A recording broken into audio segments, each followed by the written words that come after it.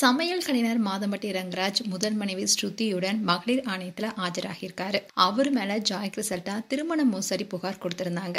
இந்நிலையில இந்த விசாரணைக்காக 2 தரப்புலுமே வந்திருக்காங்க. மாதம்பட்டி ரங்கராஜ் தன்னை திருமணம் செய்து கர்ப்பமாக்கி ஏமாற்றி விட்டதா பிரபல ஆடை வடிவமைப்பாளர் ஜாய் கிறிசல்டா பரபரப்பு குற்றச்சாட்டை முன்வைச்சாங்க. இது தொடர்பாக கமிஷன் ஆபீஸ்லயும் கம்ப்ளைண்ட் கொடுத்தாங்க. அதோட மாநில மகளிர் ஆணையம் என்பதெல்லாம் தாண்டி இப்போ நீதிமன்றத்துல ஜாய் கிறிசல்டா வழக்கு தொடுத்திருக்காங்க.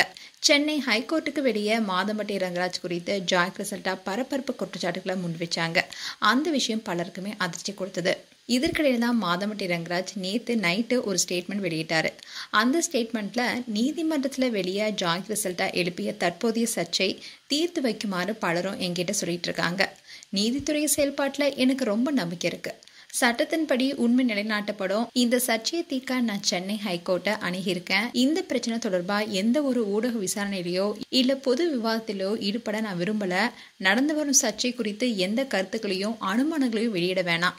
நான் இந்த சர்ச்சையை சட்டத்தின்படி எதிர்கொள்வேன். ஜாய் கிறிசல்டா எதிர்பார்க்கிற மாதிரி நீதிமன்றத்துல வெளியே தீர்வு காண ஒப்புக்கொள்ள மாட்டேன்னு மாதம்பட்டி ரங்கராஜ் ஸ்டேட்மெண்ட் வெளியிட்டிருந்தாரு.